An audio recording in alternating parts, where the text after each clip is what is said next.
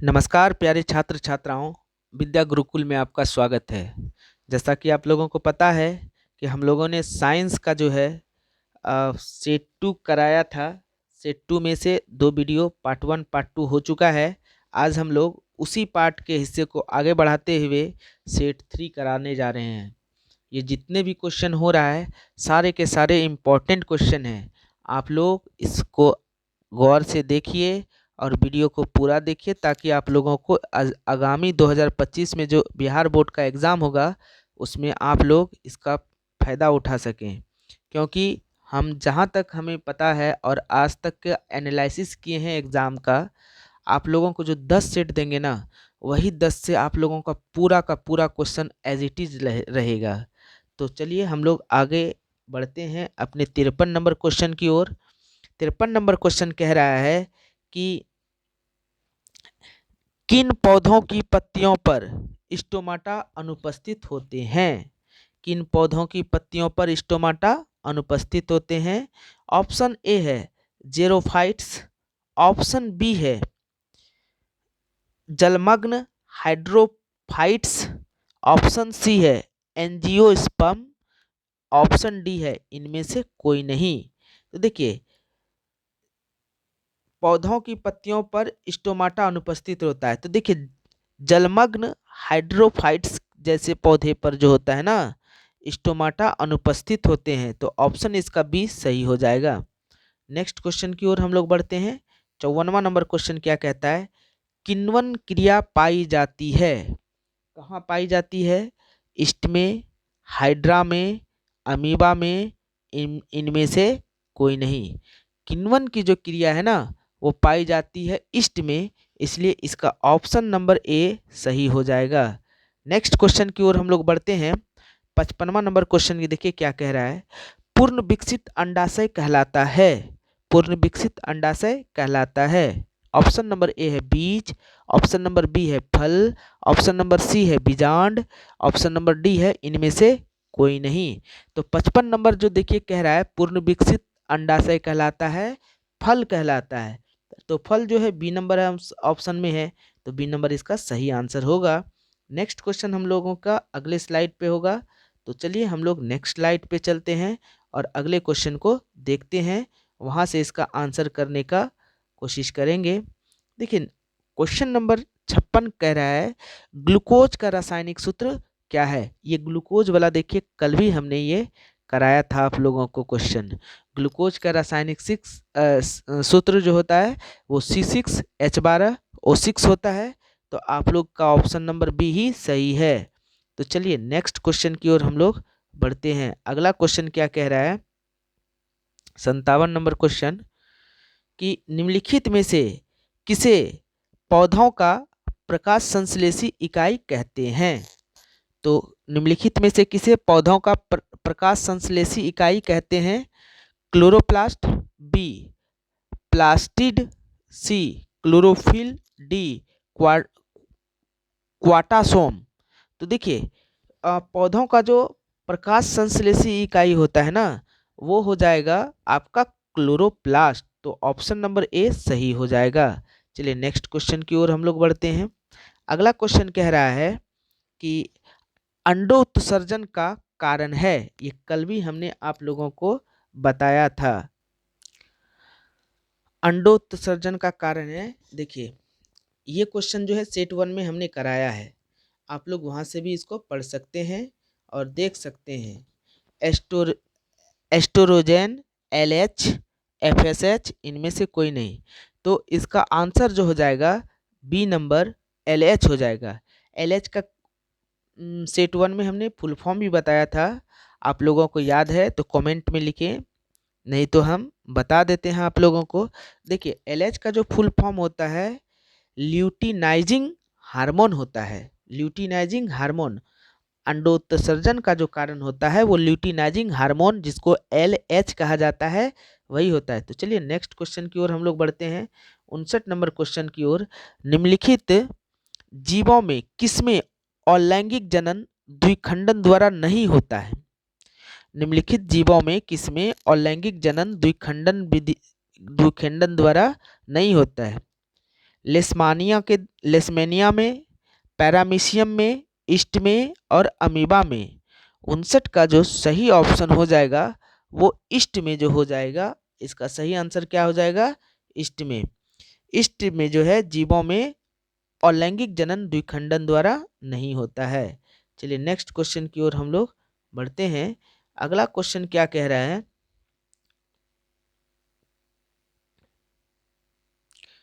अगला क्वेश्चन कह रहा है प्रकृति में ऑक्सीजन का संतुलन कैसे बना रहता है?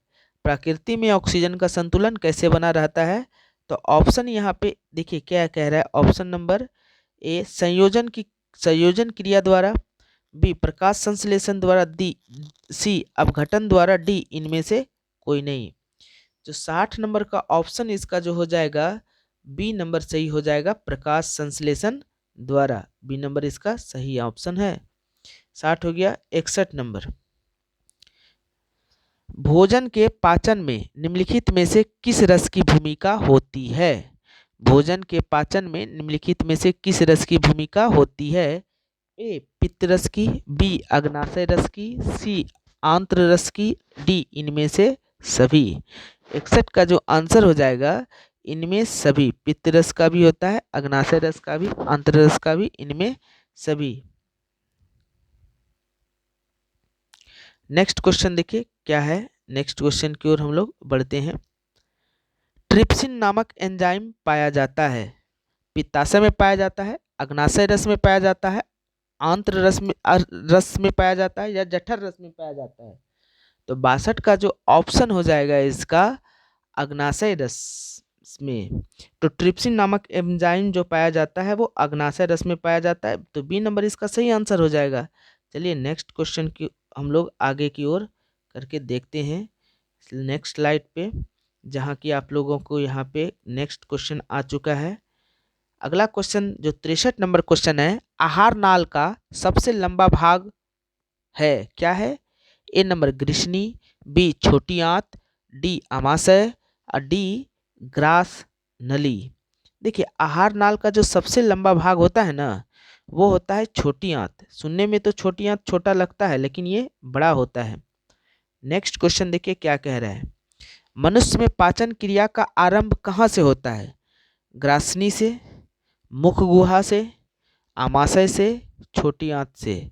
देखिए पाचन क्रिया का जो आरंभ होता है वो मुख गुहा से, बकल कैविटी से ही स्टार्ट हो जाता है। चलिए नेक्स्ट क्वेश्चन जो 65 नंबर क्वेश्चन है वो क्या कह रहा है उसको देखते हैं। निम्नलिखित में से कौन वसा के पाचन में सहायक होता है? देखिए वसा को पचाने के लिए जो सहायक होता है ये ऑप्शन देखिए क्या दिया है। टाइलिन, लाइपेज, माल्टेज और डी लैक्टेज। तो देखिए वसा के पाचन में जो होता है ना वो लाइपेज होता है, तो लाइपेज इसका सही आंसर हो जाएगा बी नंबर। निम्नलिखित में से कौन वसा के पाचन में सहायक होता है? तो लाइपेज होता है, तो लाइपेज इसका सही आंसर हो जाएगा। नेक्स्ट क्वेश्चन देखिए क्या कह रहा है। अगले क्वेश्चन की ओर हम लोग बढ़ते हैं। अगला क्वेश्चन कह रहा है ग्लाइकोलिसिस की प्रक्रिया संपन्न होती है। ग्लाइकोलिसिस की प्रक्रिया संपन्न होती है तो कहाँ होती है? केंद्रक में, कोशिका द्रव्य में, और आगे भी दो कोई ऑप्शन होगा ही। तो देखिए ग्लाइकोलाइसिस की जो प्रक्रिया संपन्न होती है ना वो कोशिका द्रव्य में होती है, तो आगे ऑप्शन देखने की कोई ज़रूरत नहीं है, बी नंबर इसका सही हो जाएगा। चलिए नेक्स्ट क्वेश्चन पे हम लोग बढ़ते हैं। अगला क्वेश्चन जो है क्या कह रहा है इसको देखते हैं। ओजोन परत है हानिकारक, उच्च ताप पर लाभदायी और डी नंबर है इनमें से कोई नहीं। देखिए ओजोन परत क्या है हमारे लिए? ओजोन परत है हमारे लिए कहीं ना कहीं ओजोन परत जो है लाभदायी ही है, इसलिए इसका ऑप्शन सी हो जाएगा सही। चलिए नेक्स्ट क्वेश्चन की ओर बढ़ते हैं। 68वां नंबर क्वेश्चन क्या कह रहा है कि निम्नलिखित में से कौन फूल में नर प्रजनन अंग है? पुंकेसर, दलपत्र, पुष्पासन, इनमें से कोई नहीं। ये फूल वाला जो क्वेश्चन है ना, फूल का नामांकित चित्र बनाएं, उसके फीमेल पार्ट मतलब स्त्री पार्ट और पुरुष पार्ट का नाम बताएं, ये आप लोगों को लिखने के लिए 5 नंबर के क्वेश्चन में भी आता है, बहुत इंपॉर्टेंट है ये। तो यहाँ से इसके ऑब्जेक्टिव में भी क्वेश्चन बनता है, तो इसको आप लोग करके ही जाइएगा यहाँ से। तो इसका है ऑप्शन ए में पुंकेसर, दलपत्र, पुष्पासन, इनमें से कोई नहीं। तो इसका आंसर जो हो जाएगा नर प्रजनन अंग के बारे में, तो पुंकेसर हो जाएगा, इसका आंसर ए सही हो जाएगा। नेक्स्ट क्वेश्चन की ओर बढ़ते हैं हम लोग। अगला क्वेश्चन क्या है, पौधे में श्वसन क्रिया के अंतर्गत एटीपी के टूटने से कितनी ऊर्जा मुक्त होती है। तो देखिए, पौधे में श्वसन क्रिया के अंतर्गत एटीपी के टूटने से कितनी ऊर्जा मुक्त होती है, तो 30.5 केजे मोल। ठीक है, तो ऑप्शन इसका जो है वो ए नंबर सही हो जाएगा। देखिए 17वां नंबर क्वेश्चन की ओर हम लोग बढ़ते हैं। 70 नंबर क्वेश्चन क्या कह रहा है, नेक्स्ट पेज पे है, तो नेक्स्ट पेज पे हम लोग अगले स्लाइड में नेक्स्ट क्वेश्चन को करेंगे। 70 नंबर क्वेश्चन कह रहा है, इथाइल अल्कोहल किस प्रकार के श्वसन से बनता है। वायवीय, ऑप्शन ए, ऑप्शन बी अवायवीय, ऑप्शन सी किण्वन, ऑप्शन डी इनमें से कोई नहीं। इथाइल अल्कोहल किस प्रकार के श्वसन से बनता है, तो 70 का जो ऑप्शन हो जाएगा वो अवायवीय हो जाएगा, ऑप्शन नंबर बी सही हो जाएगा। चलिए नेक्स्ट क्वेश्चन की ओर बढ़ते हैं। 71वां नंबर क्वेश्चन क्या कहता है, रक्त में उपस्थित कौन सी कणिकाएं श्वसन गैसों के परिवहन में भाग लेती है। लाल रक्त कणिकाएं, बी सफेद रक्त कणिकाएं, सी ए एवं बी दोनों, डी इनमें से कोई नहीं। देखिए लाल यानी कि रक्त में जो उपस्थित जो कणिकाएं है ना, वो श्वसन गैस के परिवहन में जो भाग लेती है वो लाल रक्त कणिकाएं होती है। तो इसका ऑप्शन नंबर ए सही है, तो ऑप्शन नंबर ए सही हो गया। चलिए नेक्स्ट क्वेश्चन 72वां नंबर क्वेश्चन क्या कह रहा है, पादप अपशिष्ट जमा होते हैं, पादप अपशिष्ट जमा होते हैं। ऑप्शन नंबर ए है पत्तियों में, ऑप्शन नंबर बी है छाल में, ऑप्शन नंबर सी है कोशिका रिक्तियों में, ऑप्शन नंबर डी है इन सभी में। तो 72 का जो क्वेश्चन कह रहा है पादप अपशिष्ट जमा होते हैं, तो ये सभी में होता है, पत्तियों में भी होता है, छाल में भी होता है, कोशिकीय रिक्तिकाओं में भी होता है। तो इसका सही आंसर हो जाएगा डी नंबर, इनमें सभी। 72 नंबर हो गया। चलिए नेक्स्ट क्वेश्चन की ओर बढ़ते हैं हम लोग। अगला जो क्वेश्चन कह रहा है 73 नंबर क्वेश्चन, यहाँ पे आप लोग देख सकते हैं। 73 नंबर क्वेश्चन में कह रहा है, मनुष्य की आहार नाल का कौन सा भाग किसी एंजाइम को स्रावित नहीं करता है। 73 नंबर क्या कह रहा है, मनुष्य की आहार नाल का कौन सा भाग किसी एंजाइम को स्रावित नहीं करता है। तो ऑप्शन ए है मुंह, ऑप्शन बी है ग्रास नली, ऑप्शन सी है आमाशय, ऑप्शन डी है इनमें से कोई नहीं। देखिए तो इसका ऑप्शन जो हो जाएगा एंजाइम को स्रावित नहीं करता है, तो ग्रास नली जो है एंजाइम को स्रावित नहीं करता है। चलिए ऑप्शन सी हो गया, सॉरी ऑप्शन बी नंबर इसका सही है। चलिए नेक्स्ट क्वेश्चन की ओर हम लोग बढ़ते हैं। अगला क्वेश्चन क्या कह रहा है, मूत्र की सांद्रता किसकी उपस्थिति पर निर्भर करती है। मूत्र की सांद्रता किसकी उपस्थिति पर निर्भर करती है, थायरोक्सिन, एडीएच और वेसोप्रेसिन और मेलाटोनिन। ऑप्शन इसका जो सही हो जाएगा इसका बी नंबर एडीएच। क्या हो जाएगा, एडीएच। एडीएच का पूरा नाम होता है एंटी डायरोटिक हार्मोन। क्या नाम होता है एडीएच का, एंटी डायरोटिक हार्मोन। चलिए बी नंबर का ऑप्शन, सॉरी 74 नंबर का बी नंबर ऑप्शन था सही। नेक्स्ट क्वेश्चन की ओर हम लोग बढ़ते हैं।